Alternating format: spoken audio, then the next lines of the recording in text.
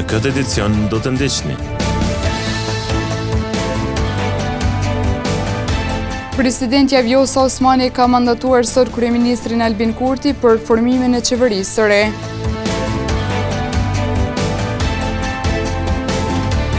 KKZ në Gjakov, gati për zgjedhjet e nesërme.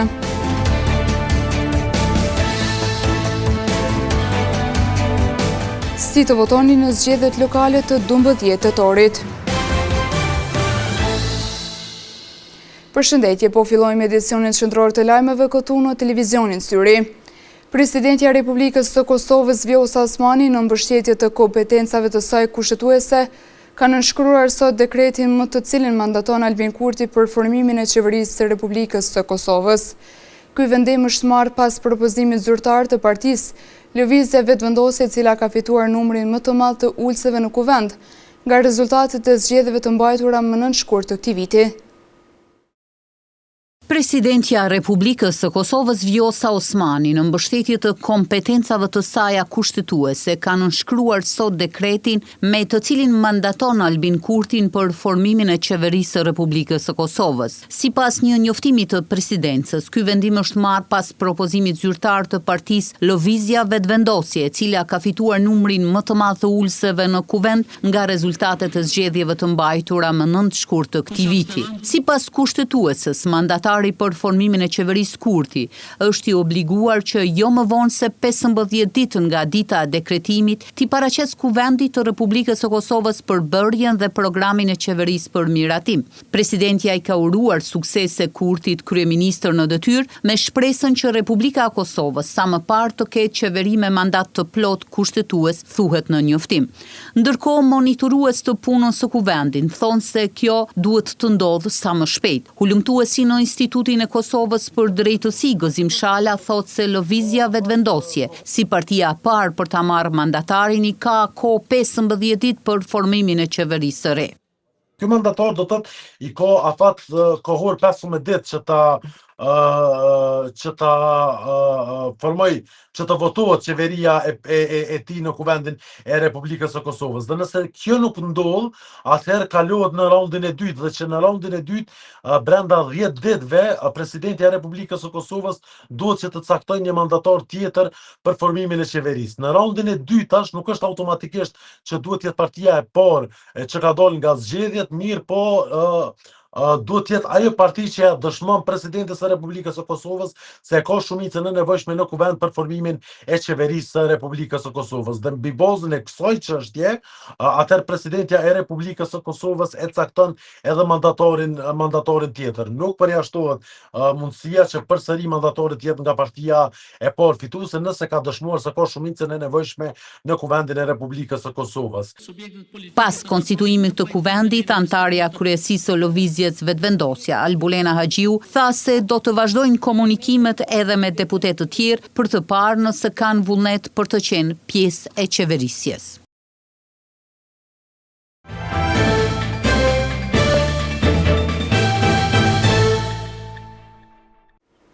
Zgjedhjet lokale në Kosovë do të mbahen nesër me 12 tetor. Qytetarët do të kenë mundësi të votojnë për kandidatin e tyre të preferuar për komunën e tyre, si dhe për asamblesë të kuvendit përkatës komunal. Ndërkohë, Komisioni Qendror i Zgjedhjeve ka bërë të ditur se një nga masat e drejtpërdrejta që është ndërmarrë nga KQZ për ruajtjen e integritetit zgjedhor është vendosja kamerave regjistruese në çdo vend të votim. Për të dytën herë brenda një viti, qytetarët e Kosovës me të drejtë vote do t'i drejtohen sërish kutive të votimit. Kësaj radhe 2.025.105 votues do të votojnë për të zgjedhur kryetarët në 38 komuna të vendit dhe antarët të 38 kuvendeve komunale. Nga numri i përgjithshëm, vetëm për zgjedhjet për kryetar të komunave janë certifikuar 205 kandidat, prej të cilëve 185 burra dhe 20 gra. Ndërkaq në zgjedhjet për kuvende komunale janë certifikuar 5.419 kandidat, prej të cilëve 3.395 burra dhe 2.025 gra. Valmir Elezi nga Komisioni Qendror i Zgjedhjeve ka folur për përgatitjet e fundit që KQZ ka bërë për ditën e nesërme. në bazë të vendimit të Komisionit Qendror të Zgjedhjeve për raundin e parë të zgjedhjeve për kryetarë të komunave dhe të zgjedhjeve për kuvendet komunale janë shtypur mbi 3.6 milion fletë votime nga 1.8 milion për secilin lloj të zgjedhjeve.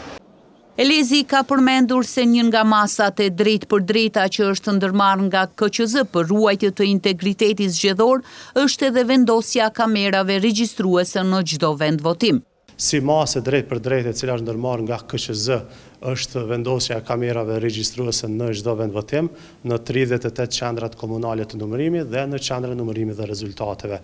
Vendosja e kamerave regjistruese bëhet me qëllim të garantimit të sigurisë materialeve zgjedhore dhe ruajtjes së integritetit zgjedhor të procesit votimi dhe numërimit të fletë votimeve. I pyetur se çfarë ka ndërmarrë KQZ në mos të përsëritën problemet e zgjedhjeve parlamentare të nëntshkurtit me transmetimin e rezultateve, në KQZ bëjnë të ditur se është zhvilluar një software i ri për rezultate preliminare. Sipas ligjit për zgjedhjet e përgjithshme, numërimi i fletvotimeve të zgjedhjeve për kryetarët e komunave dhe të subjekteve politike duhet të bëhet në vendvotim pasi të përfundojë procesi i votimit. Prandaj, KQZ po bën përgatitjet që më 12 tetor të publikohen rezultatet preliminare të kandidatëve për kryetarët e komunave dhe të subjekteve politike nga zgjedhjet për kuvende komunale. Gjithashtu, gjatë zhvillimit të ditës së votimit në orare të caktuara, do të publikohen edhe të dhëna për pjesëmarrjen e votuesve në zgjedhje për secilën komunë të detajuar për çdo qendër votimi dhe vendvotim. Numri i subjekteve politike të certifikuara për pjesëmarrje në këto zgjedhje është 93, prej të cilave 32 parti politike, 2 koalicione, 32 iniciativa qytetare dhe 27 kandidatë të pavarur. Nesër nga ora 7 në komunën e Gjakovës pritën të nisin punën 36 qendra të votimit të rregullta dhe 1 me kusht. Kështu bëjnë të ditur nga zyra komunale e zgjedhjeve Armir Rexhej. Në një prononcim për mediumin ton ka folur edhe për oraret e dërgimit të materialeve sensitive dhe jo sensitive në të gjitha qendrat e votimeve. Komisioni Komunal i Zgjedhjeve në Gjakov ka bërë edhe përgatitje të fundit për mbajtjen e zgjedhjeve lokale në vend, të cilat do të zhvillohen gjatë ditës së nesërme. Sa i përket shpërndarjes së materialeve sensitiv dhe atij jo sensitiv, Armir Rexhej, zyrtari i lartë komunal i zgjedhjeve në komunën e Gjakovës, bëri të ditur se materiali jo sensitiv është shpërndar gjatë ditës së sotme, ndërsa shpërndarja e materialit sensitiv, siç janë fletvotimet, do të bëhet nesër para hapjes së vendvotimeve.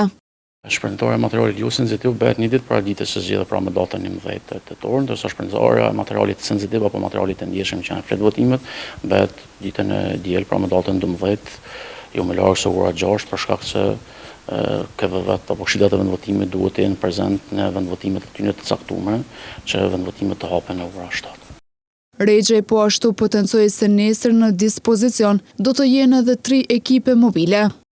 Gjithsesi kemi 3 ekipe mobile, domethënë gjithë ata persona të cilët nuk mund të dalin në qendrat e tyre për kaqësh vendvotimet që janë caktuara, lejohet edhe regjistrimi i tyre përmes platformës, pra votimi persona me nevoja të veçanta. KQZ ka hartu planin dhe kemi finalizuar, kemi 3 ekipe të mobile. Domethënë bëhet ndarja pavarësisht në regione sipas qytetit apo fshatra, i kemi 2 ekipe, një në qytet dhe një në fshat, ndërsa kemi edhe ekipin numër 3 që është në institucionet që janë personat në hospitalizim, shtëpia sigurt, shtëpia rrethatësimit në bashkësi dhe shtëpia pleqve konak. Kujtojmë që në komunën e Gjakovës të drejtvote kanë gjithsej 121.768 votues.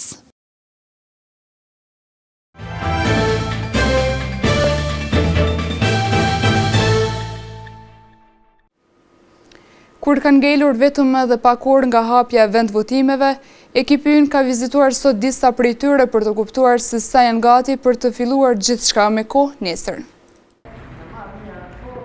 Komuna e Gjakovës ka përfunduar të gjitha përgatitjet për zhvillimin e procesit zgjedhor të zgjedhjeve lokale, të cilat mbahen nesër në mbar vendin. Në qendrën me numrin më të madh të votuesve në komunën e Gjakovës me numër 0203 në shkollën Yll Morinja, menaxheria kësaj qendre, Aida Lajçi Stublla, për mediumin ton bëri të ditur se janë bërë të gjitha përgatitjet e nevojshme për fillimin e procesit të votimit në këtë qendër.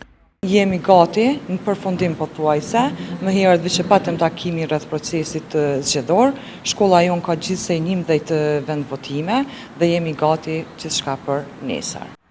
Ndërsa edhe në qendrën 0201 votim me kusht në shkollën e mesme të mjekësisë Hysni Zajmi, e cila është qendra e votimit me kusht, menaxheri i kësaj qendre Gjok Tahiri bëri të ditur se janë të gatshëm për zhvillimin e procesit zgjedhor. Deri në këtë kohë derisa jemi duke raportuar, çdo gjë është përgatitur, është domethënë është shkuar sipas hapave të caktuara, siç e pat klaset janë duke u përgatitur, një është veç e përgatitur për zgjedhje, shkolla është e përgatitur, materialin i cili është i nevojshëm deri më tani e kemi pranuar, do thotë çdo gjë është në rregull.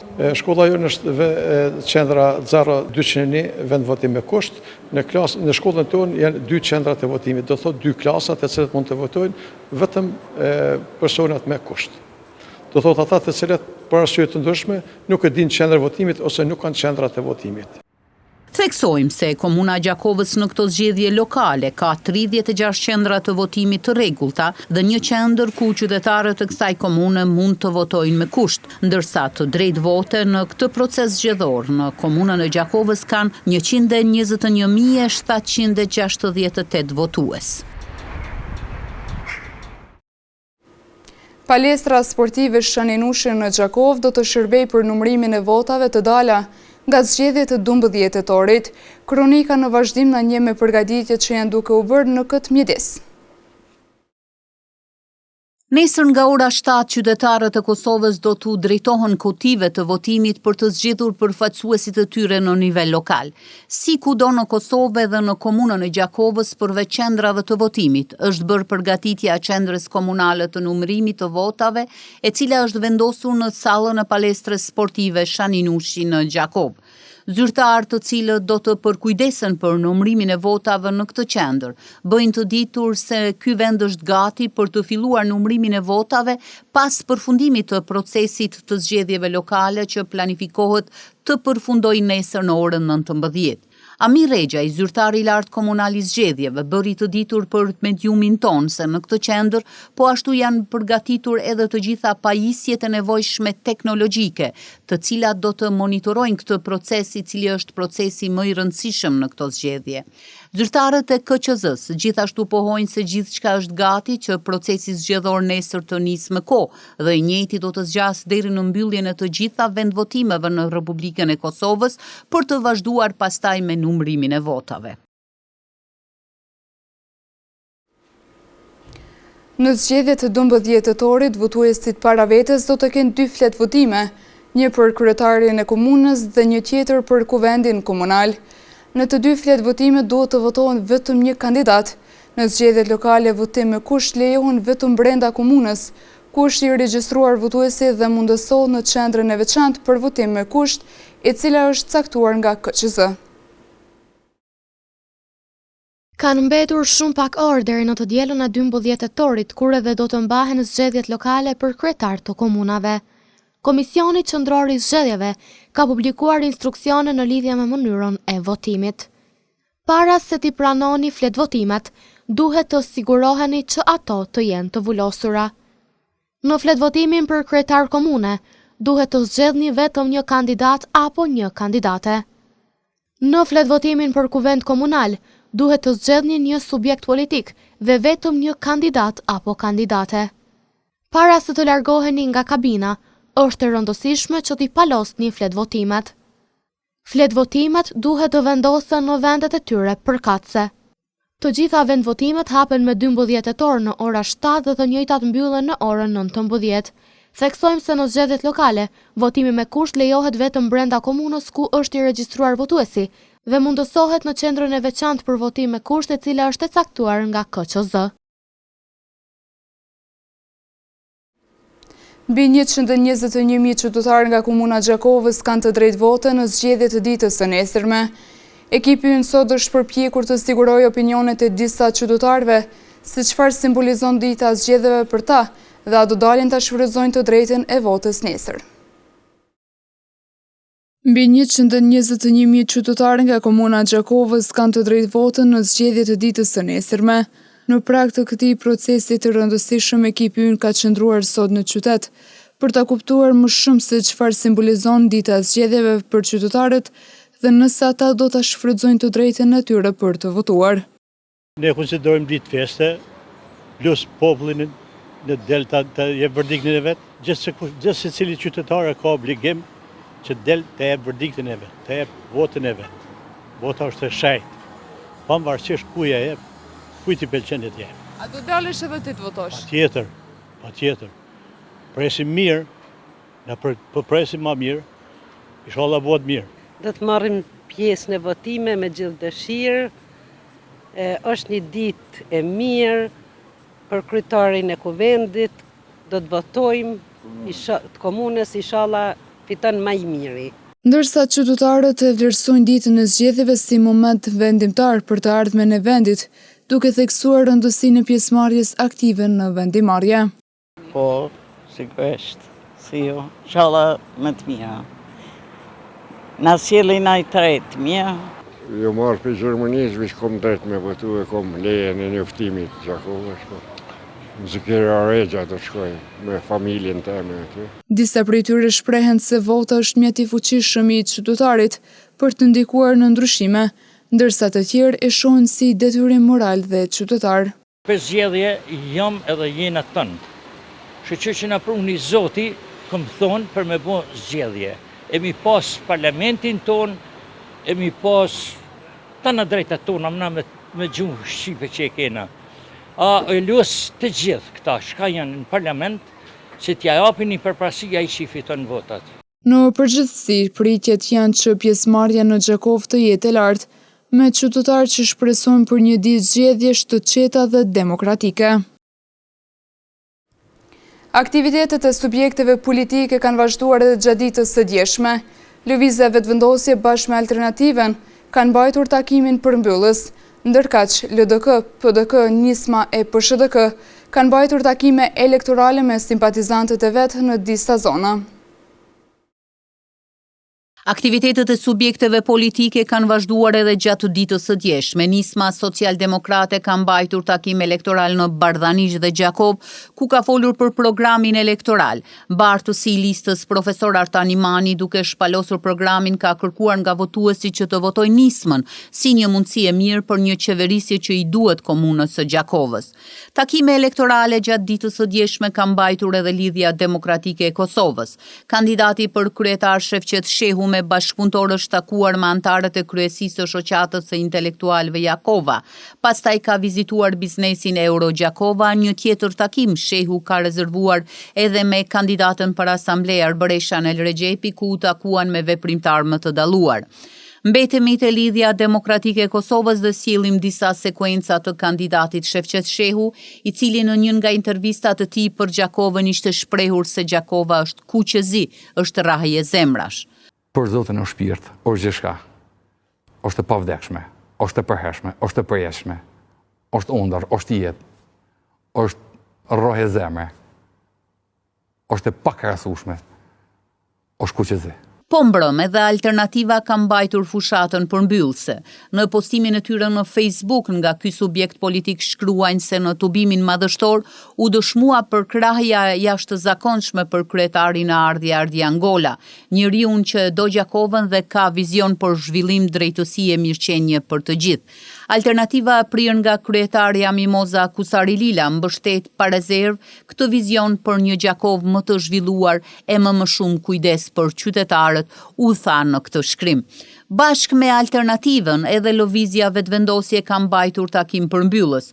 Kryeministri në detyrë, njëherët kryetari i lëvizjes vetëvendosje Albin Kurti, në prezantimin e tij para simpatizantëve, foli për disa lajme të mira që i presin qytetarët pas këtyre zgjedhjeve. Ai tha për më shumë mbështetje për ekonominë e qytetit, nënat, shtesat e fëmijëve, pensionistët, punëtorët e sektorit privat dhe veteranët e ushtrisë çlirimtare të Kosovës. Masa konkrete për drejtësi sociale dhe mirëqenie për të gjithë. Ndjekim disa sekuenca të disa premtimeve që Kurti i bëri mbrëm në takimin përmbyllës në Gjakov. Kemi lajm të mirë edhe për veteranët e ushtrisë shqiptare të Kosovës, për të cilët do të hiqet kufizimi i punësimit. Nuk humbet e drejta e pensionit nëse punësohesh, sepse na duhet fuqi punëtore e nuk kemi llogari që kontribuesit më të mëdhej të çlirimit të Kosovës të qëndrojnë anash përkundër vullnetit për të punuar, sepse për ndryshe nëse punojnë, shteti u ndal pensionin. Këtë ne do ta ndryshojmë e do ta rregullojmë. Duhet ta dini e t'ju tregoni të gjithëve se pikërisht në komunën e Gjakovës, me kompaninë partnere turke MKE, do të ndërtojmë këtu në komunën e juaj fabrikën e municioneve. Do të kemi lajm të mirë edhe për pensionistët anë kënd Kosovës. Edhe Partia Shqiptare Demokristiane e Kosovës ka mbajtur takim mbrëm në fshatin Meje. Nga aty u tha se Meja dhe fshatrat përreth kanë konfirmuar mbështetjen e fuqishme të demokristianëve. Ata i dhanë mbështetje të fuqishme kandidatit për kryetar komuna Anton Shalës, i cili është zotua për investimet kapitale në infrastrukturën rrugore, kanalizim dhe zhvillim ekonomik. Po ashtu përkrahje ju dha edhe kandidatit të zonës Musab Nishi. Edhe Partia Demokratike e Kosovës ishte aktive një ditë para mbylljes së fushatës elektorale. Me plot entuziazëm dhe energji, kandidatët nga ky subjekt politik u pritën nga banorët e fshatit Molliq, të cilët treguan qartë mbështetjen e tyre të fuqishme për kandidatin për kryetar të komunës së Gjakovës Ervin Shabanin dhe kandidatin për kuvendin e komunës Lulzim Goçi. Po dje, kandidatët nga PDK-ja takuan edhe banorët e Brekocit. Gjatë këtij takimi të ngrohtë, Ervin Shabani dhe kandidatë për asamble komunale diskutuan me banorët e Brekocit për prioritetet, vizionin dhe projektet konkrete për zhvillimin e kësaj bashkësie lokale dhe të Gjakovës në tërësi. Kujtojmë se kryetari i degës së PDK-s në Gjakov, Hajdar Beqa, pak orë para mbylljes së fushatës zgjedhore, në faqen e tij zyrtare ka shkruar se subjekti që ai përfaqëson, që nga themelimi ka qenë forcë e ndryshimit, motor i zhvillimit dhe zë i qytetarëve që besuan në një shtet të fortë demokratik. PDK vazhdon me të njëjtin përkushtim, energji dhe vizion për të ardhmen e Kosovës, për një vend më të drejtë, më të zhvilluar dhe me më shumë mundësi për të gjithë, ka shkruar Beqa. Tutje strukturat e Partisë Demokratike, bashkë me kandidatin për kryetar Ervin Shabani, mbajtën takim me banorët e fshatit Rogov. Gjatë këtij takimi diskutuan për ofertën dhe projektet konkrete për zhvillimin e këtij fshati. Ndërkaq në Molliq, PDK tha se pjesëmarrja e banorëve të këtij fshati ka vullosur fitoren e PDK-s dhe se Molliqi tregoi se është i bashkuar dhe ka vendosur për fitoren e këtij subjekti politik.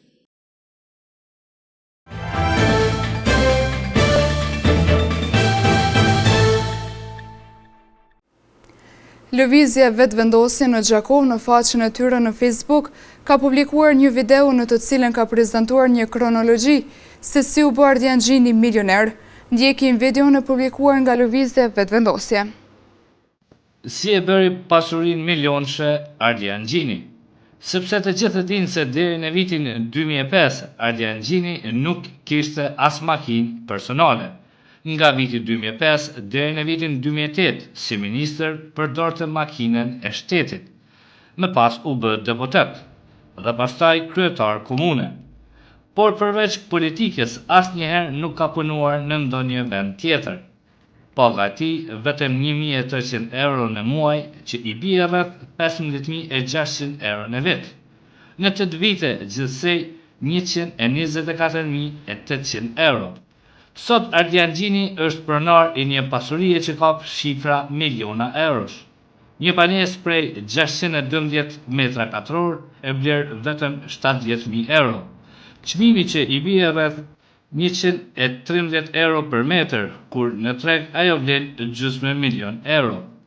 Një shtëpi tjetër në lagjen elit të milionerëve Marigon, me vlerë mbi gjysmë milion euro. Një tjetër në Përvall, rreth të njëjtës vlerë. Një lokal në Fushë Kosovë 300.000 euro e në familje zotrojnë 3 makina luksoze.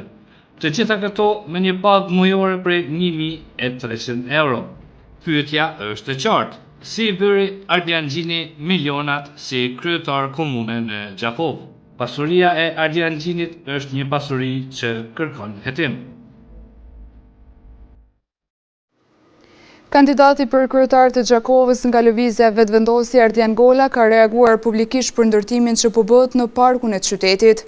Ai ka pohuar se biznesi nuk ka as mbulesë financiare e as lidhje me Gjakovën.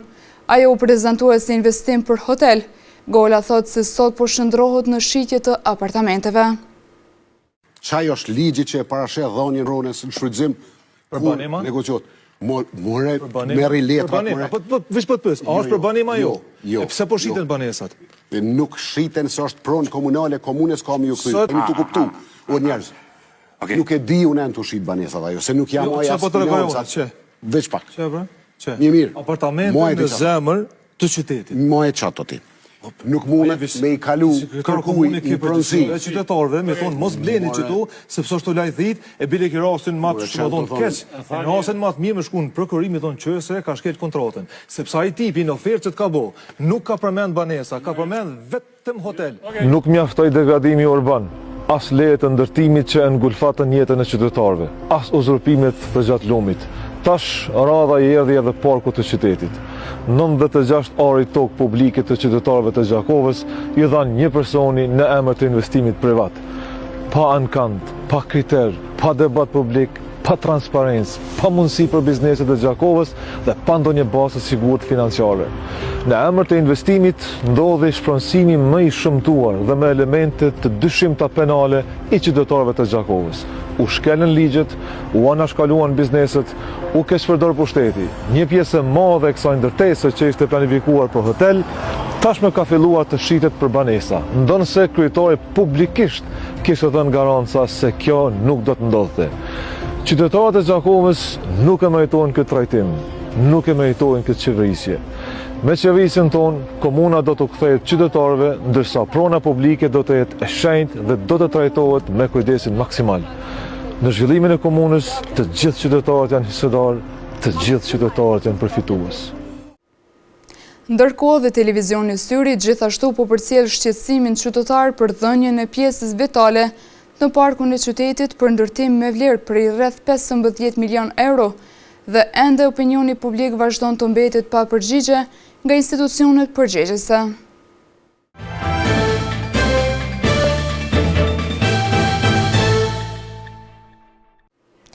Lëvizja vetëvendosi gjithashtu ka kundërshtuar deklaratat publike të kryetarit Gjini në lidhje me investimet në fushën e arsimit. Në një deklarim publik, ky subjekt politik ponë se Ardian Gjini vazhdon të thotë të pavërteta për investimet e qeverisë. E faktet janë të qarta se Ministria e Arsimit ka investuar në 5 qerdhe në komunën e Gjakovës, në lagjën e Rezina dhe në fshatrat Korenic, Bishtazhin, Shishmonsi dhe te garazha autobusëve.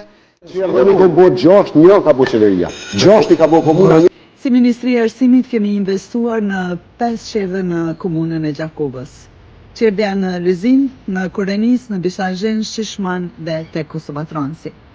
Qerdhja në Rezin është një investim e Ministrisë së Arsimit në vlerën prej mbi 758.000 eurove me kapacitet për 120 fëmijë dhe e kemi përfunduar gjatë këtij viti.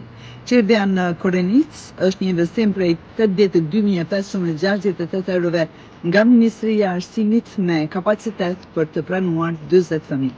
Qerdhja në Bishtazhin me një investim prej 126.000 eurove ka kapacitet për 70 fëmijë. Qerdhja në Shishman e përfunduar në vitin e kaluar, investim prej 80.000 eurove për 30 fëmijë dhe në proces të ndërtimit është qerdhja te Kosovatransi në një investim mbi 1 milion euro nga Ministria e Arsimit për të ofruar mundësi edhe për 120 fëmijë. Kandidati për kryetar nga lëvizja vetëvendosje Ardian Golaj ka reaguar kryetari Gjini në lidhje me djegjen në Muzeut të Muzikës në kohë më parë. Gola ka pohuar se nuk kishte një piano ashtu siç pretendon Gjini, por kishte edhe vlera të tjera muzikore. Ndjekim disa sekuenca nga ky reagim. Muzeu i Muzikës ka pas një piano, muzeu me një piano po lënë muzeu. Është një piano? Jo, nuk është thjesht një piano.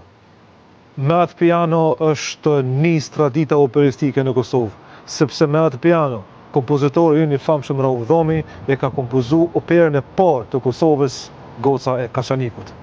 Nuk ka qenë atë vetëm në piano, ka pas dhe instrumentet e tjera, si për shembull që është instrumenti i sharkisë së melosit tonë të famshëm, Ymer Riza.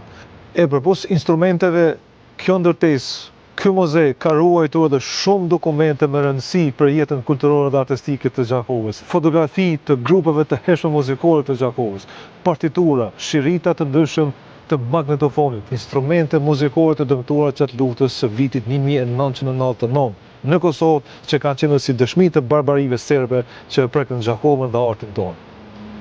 Dhe kjo pasuri nuk mund të trajtohet me një qasje aq indiferente, duke thënë se është thjesht një piano. Falë qeverisë së Kosovës, ky objekt ku mishërohet dhe memorizohet historia jone e artit dhe kulturës, u rindërtua dhe u rehabilitu prapë si muzej në kohë rekord. Dhe me udhëheqjen tonë komunale, ky objekt do të jetë muzej që vizitohet, mësohet dhe nderohet kultura muzikore e vendit tonë.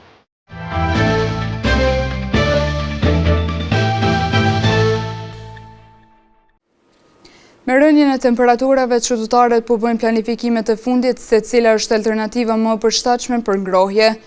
Ndonë se tregu ofron mundësi të ndryshme për ngrohje, shumica prej tyre preferojnë të zgjedhin alternativen më të përshtatshme për shkak të vështirësive në ekonominë familjare. Me afrimin e të ftohtit dhe fillimin e sezonit dimror, shumë qytetarë po mendojnë tashme për mënyrat më të përshtatshme të ngrohjes. Rritja e çmimeve të energjisë elektrike dhe druve ka bërë që shumë familje të kërkojnë alternativa më ekonomike e më të qëndrueshme. Herë me drum, herë me kasi kur ti kem drum, çka ke më bëu? Ka herë keme, ka herë. Duhet po hall çështë, me pas mundësi kjo klima, edhe klima, po me pas rezervë edhe kapak drum. Se po aki nolet rrymë ka herë. Po nolet atë na jesim. Qështu, shëve po? Dërsa druta janë shtrejta me çmime këtë vit? Vallohi janë të këtej ka 50 euro metra, qështu dishka. Për disa, përdorimi i klimave mbetet një zgjidhje praktike, ndonë se jo gjithmonë mjaftueshme për të përballuar të ftohtin e dimrit. Me treguar të vërtetën, do të shfrytëzojmë këto nxemjen me këto klima me këto, parasysh se mjaft e kemi ndot këtë ambient. Edhe pse nuk është njësoj në zemja tjetër, po në zemja qëndrore nuk e kemi aty afër, e duhet me gjetë alternativa. Po më varet që shfrytëzon. Na momentalisht nuk jemi këtu, jemi jashtë, pa herë rrim këtu, herë atje, e shfrytëzojmë pa paket këtu, rrim atje gjatë kohës së dimnit më tepër. Në ndërkohë për ata që jetojnë në banesa kolektive, ngrohja qendrore vazhdon të mbetet zgjidhja më e lehtë dhe më e qëndrueshme. Po me qenë se unë jetoj në banesë, do të thonë kemi banesë kolektive, atëherë në ngrohja është nga grotoria e qytetit dhe kështu që shfrytëzojmë atë. Po flas për vitin kaluar, jemi qenë shumë të kënaqur, është shumë me kohë dhe ka përfunduar po ashtu me kohë, kështu që kem premtime edhe për këtë vit, do të lëshohet ngrohja me kohë, me datën 15 tetor, me sa kam informata. Për neve është një lehtësi shumë e madhe. Është shumë e madhe sepse nuk, më thonë, e kemi të siguruar edhe nuk kemi çka mendojmë këtë drejtim mas pak. Ndërkohë një tjetër qytetar ka zgjedhur alternativa tjera, si ngrohja me pelet, që viteve të fundit po bëhet gjithnjë e më përdorur. Kemi fillu me nxemje me pelet, edhe jo vetëm si vjet, po disa vite tjera përdorim atë. Është më përshtatshme? Është shumë më përshtatshme.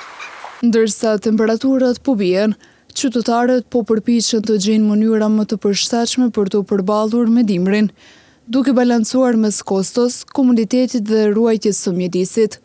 Në pritje të ditëve më të ftohta mbetet sfidë për shumë familje sigurimi i një ngrohje të përballueshme dhe të qëndrueshme për sezonin dimror që po afrohet. Arben Gashi nga fshati Lipovec mes emocionesh shpreh brengën e tij për ikjen e të rinjeve nga fshati. Ai thot se dikur ky vend kishte më shumë gjallëri, por sot gjithçka është më ndryshe. Numri i banorëve është rënje nga viti në vit, si një sinjal i keq se fshati po mbetet i vetmuar. Dikur kur fshati Lipovec gjallëronte, sot duket se gjërat kanë ndryshuar ndjeshëm. Numri i të rinjeve ka rënë në masë të madhe gjatë 5 viteve të fundit, ku rreth 200 të rinj janë larguar nga fshati. Shkolla që dikur kishte mbi 300 nxënës, sot numëron vetëm 130. Banori i fshatit Arben Gashi paralajmëron se në 5 vitet e ardhshme mund të mbyllet paralelja e parë. Numri i trive ka rënë mas të madhe. Brenda 5 viteve afër 203 janë larguar nga fshati. Shpopullimi është shumë i lartë dhe çdo ditë domon shkolla këtu që janë brapa nesh i ka pas diku afër 300 nxënës, sot janë 130 nxënës. Ka mundësi edhe 5 vite të ardhshëm paralelja klasa parë dhe më shujt gradualisht që po shifen gjonat. Këtu ka pas mjaft numër të rive, ka qenë terenet sportive, këto kanë vlu nga të rit, nga sot nuk mundesh 2 ekipe të futbollit bëhen të luajnë nërvete, jo veç fshatit, po duke fillu nga Demjani, këto nuk mundi bën 12 të ri për mi bën një aktivitet sportiv ose diçka. Këto janë domon gjonat që kanë ndodhur për këto 5 vite. Si fshat jem 650 banorë rezidentë sipas regjistrimit fundit të popullsisë. Janë shumë faktorë që i bëjnë të rinj të largohen, pasi shteti nuk ka bërë asgjë për shëndetësinë, arsimin dhe jo vetëm, shtoi Gashi. Janë shumë faktorë këtu. Herë të rinjt nuk shohin perspektivë. Shteti nuk ka bë as pak për të rinjt, për perspektivën e tyre. Shëndetësia o zero, arsimi o zero. Ka shumë faktorë, punësimi, siguria në punë, sigurime shëndetësore, janë shumë faktorë që të rinjt nuk shohin perspektivë, këto kanë filluar të ikin. Bujqësia nuk përkrahet, sistemi i ytjes nuk investohet, domosdoshmë janë shumë faktorë që ku bëhen bashkë të rinjt, që janë detyruar me kanë ikë shumë, këto është edhe 10 vite, këto do të thotë gjeneral fshati do të jetë veç në moshën mbi 50 vjeç, nuk ka të rinj. Pa mbështetje nga shteti dhe me pak perspektiva për të rinjt, fshati Lipovec rrezikon të humbas gjeneratat e reja dhe aktivitetin e tij shoqëror dhe arsimor. Peizazhi Mahnis i Greqinës nga banorët por edhe të tjerët vlerësohet si një thesar natyror që tërheq gjithnjë më shumë, fal bukurive natyrore dhe shtrirjes gjeografike që ka.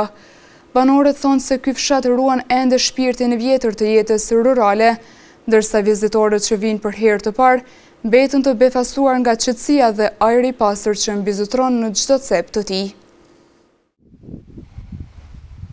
Në fshatin Gërqin, bukuritë natyrore po kthehen në një atraksion për dashamirët e qetësisë dhe natyrës së paprekur.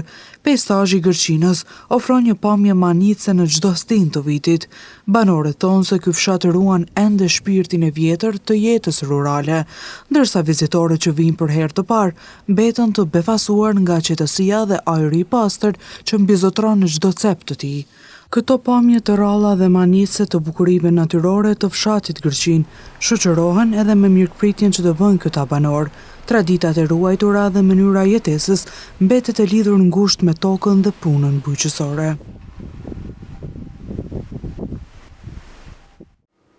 Në vazhdim të ndjekim parashikimin e motit për ditët në VM.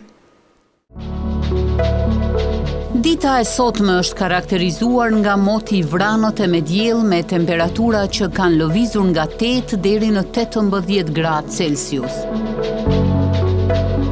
Për nesër, temperatura do të lëvizin nga 6 deri në 19 gradë Celsius, karakterizuar nga moti i vranot e me diell. Moti ngjajshëm do të karakterizojë edhe ditën e hënë me temperatura që do të variojnë nga 8 deri në 19 gradë Celsius. Të martën, pritet të mbizotrojë moti vranët e me diell me temperatura që do të lëvizin nga 8 deri në 18 gradë Celsius. 5 deri në 16 gradë Celsius parashihen vlerat e temperaturës gjatë së mërkurës, karakterizuar nga moti me diell e vërënsira të kopaskoshme. Mot me diell e vërënsira parashihet gjatë së enjtës, shoqëruar me temperatura 6 deri në 16 gradë Celsius. Për të premtën parashihet moti ndryshueshëm me temperatura që do të variojnë nga 6 deri në 16 gradë Celsius.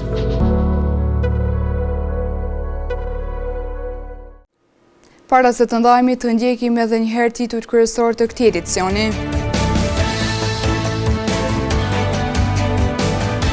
Presidentja Vjosa Osmani ka mandatuar sot kryeministrin Albin Kurti për formimin e qeverisë së re.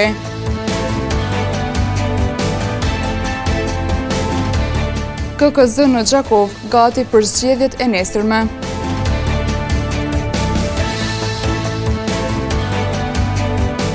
Si të votoni në zgjedhjet lokale të 12 tetorit.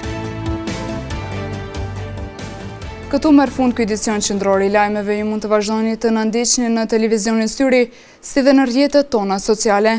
Mirupafshim.